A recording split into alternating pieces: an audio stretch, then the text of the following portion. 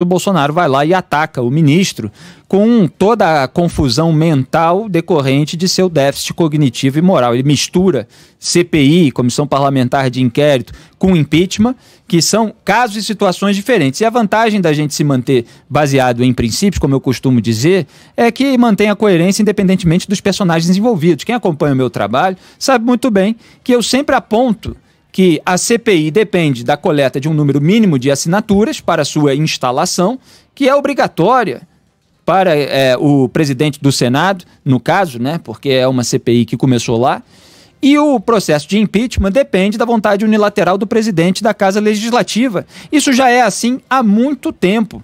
Inclusive, durante o processo de possível instalação da CPI da Lava Toga, que investigaria Dias Toffoli, houve uma pressão da família Bolsonaro, relatada pelo senador Major Olímpio, que lamentavelmente morreu recentemente, pela juíza Selma Arruda também, que era senadora do PSL na época, para que os senadores retirassem as assinaturas. Por que Flávio Bolsonaro e Jair Bolsonaro, mais especificamente, mas com apoio nas redes sociais de Eduardo Bolsonaro, queriam a retirada de assinaturas?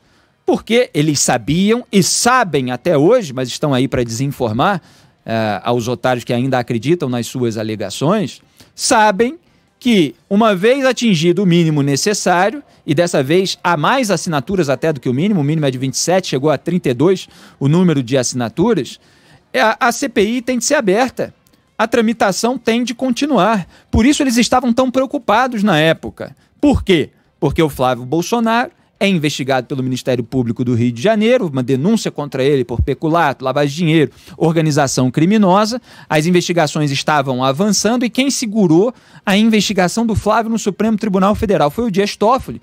Como os meus ouvintes também estão cansados de saber essa troca de afagos que houve por ambas as partes. Naquele momento, o Toffoli, então presidente da corte, durante o recesso judiciário, era plantonista e decidiu paralisar todas as investigações que estavam acontecendo no Brasil, baseadas em dados do COAF. Uma delas era a do Flávio Bolsonaro. Essas investigações, inclusive a do Flávio, ficaram 4 meses paralisadas, até vir uma decisão do plenário, e aí os ministros mostrarem como foi rasteira, claro que com toda a devida vênia, aquilo tudo, a decisão do Toffoli.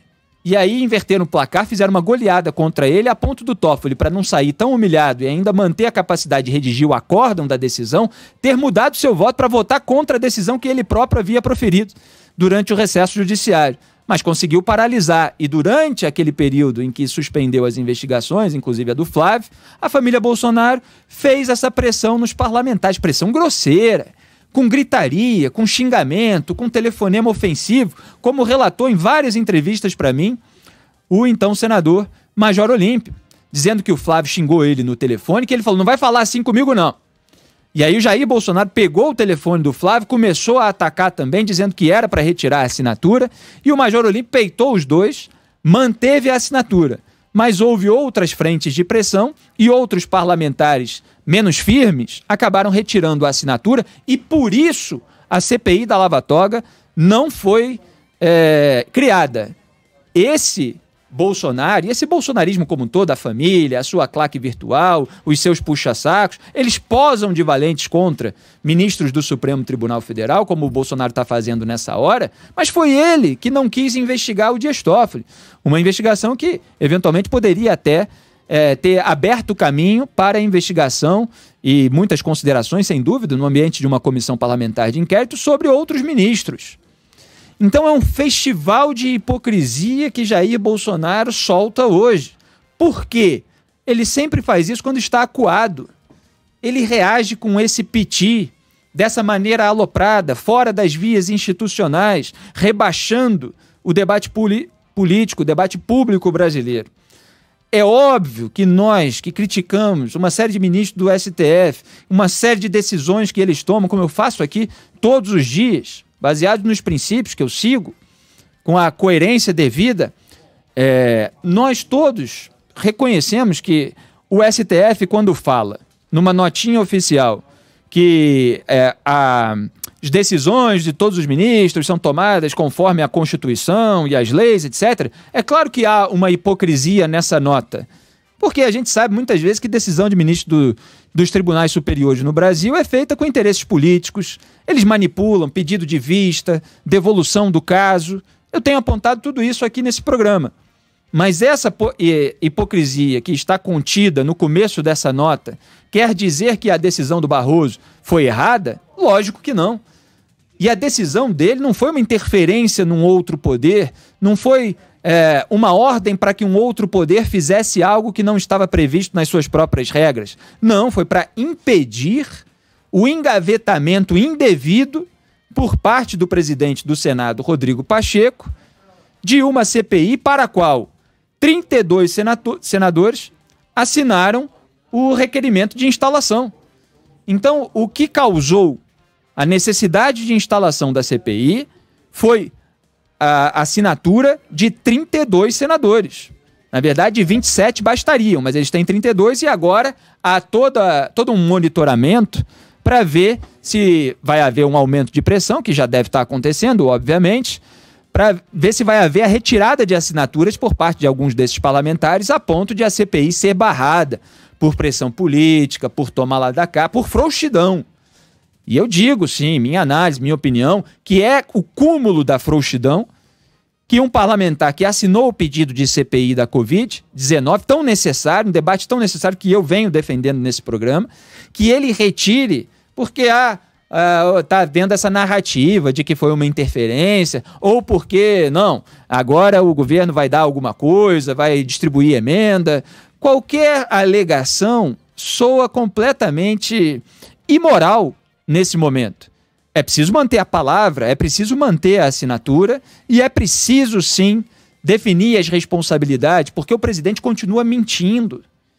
É muito grave o que ele fez e o que ele deixou de fazer intencionalmente, deliberadamente, enquanto a população brasileira sofria os danos da Covid-19. A gente fala todo dia aqui das propostas da Pfizer, do Instituto Butantan, de tudo aquilo que baseou essas negativas. Quer dizer, aquele negacionismo, aquela postura anti-ciência, que é derivada, de certa forma, do tradicionalismo, do qual eu falei aqui outro dia, que é derivada, de certa forma, de uma incompreensão da tradição do pensamento conservador, de certas colocações sobre limites da ciência que não tem nada a ver com o caso específico. São questões a respeito de juízos estéticos, de outros juízos, em que a ciência pode falar ou não. Não é o caso de uma epidemia, onde a ciência tem uma série de análises de medidas que são necessárias para estabelecer os riscos e quais são as providências a serem tomadas. Esse negacionismo que também é derivado dessa caricatura também a respeito de organismos internacionais. Há críticas legítimas que podem ser feitas, várias das quais eu fiz ao longo da minha carreira, a respeito de determinados organismos internacionais, dos limites das decisões que eles podem tomar. Tem certos pontos aí que são legítimos, mas o que é o bolsonarismo senão a caricatura de determinado conjunto de posições legítimas, de uma forma aloprada, de uma forma rasteira, para enganar gente ingênua, jovem, que não conhece essas tradições, e gente que passou a não saber mais se informar pelas vias corretas, a checar a informação. Então recebe aquele monte de propaganda desses desinformantes fracassados e ressentidos, que não tem espaço por falta de qualidade profissional e moral, e aí encontraram na bajulação e na passada de pano em relação à sujeira do bolsonarismo uma forma de aparecer, de ganhar dinheiro e de ganhar poder. Tudo isso foi muito nocivo, e é nocivo inclusive para a direita como um todo, para o liberalismo econômico, para o conservadorismo, para tudo isso que já existe muito antes do bolsonarismo existir. E que eles estão manchando com essas atitudes absolutamente desnecessárias, e tanto é assim, só para concluir, que o primeiro-ministro de Israel, Benjamin Netanyahu, do qual o Bolsonaro se dizia aliado, como uma direita internacional, teve as atitudes opostas à do presidente Jair Bolsonaro. O Boris Johnson, que escreveu um livro maravilhoso sobre Churchill, Bolsonaro nem sabe quem é. O Boris Johnson está lá estabelecendo tudo aquilo que é o procedimento comum que virou consenso para combater a Covid-19 enquanto não há imunização, e acelerando a imunização. Então isso não tem nada a ver com direita ou esquerda. Há governantes de direita que estão fazendo certo, há governantes de esquerda que estão fazendo certo e há o bolsonarismo fazendo tudo errado. Precisa sim ser investigado em todas as suas nuances, o público precisa saber exatamente o que aconteceu e é preciso haver responsabilização e punição. É lamentável que seja assim, porque não precisava ser assim. Bastava ser sensato, bastava ter bom senso. Mas como o bolsonarismo vive da criação de conflito, real ou imaginário, ele vai ter o resultado que merece. Ainda sobre esse assunto, Felipe, você falou... Só um parênteses, Fábio, resultado que merece, que eu digo, na criação da CPI, porque obviamente também não tem grande confiança de que isso vai resultar num impeachment, etc. Mas até para complementar a análise, isso pode resultar num afastamento por 180 dias, como num pedido de impeachment, que pode sair de toda essa investigação, etc. Mas o próprio afastamento já seria ótimo. Durante alguns meses, você tem aí um combate efetivo à pandemia sem todo esse discurso de desorientação da sociedade. E aí, na hora de voltar, já está na hora da eleição de novo. Então já tem uma eficiência imediata esse afastamento daquilo que está sendo um obstáculo ao combate à pandemia.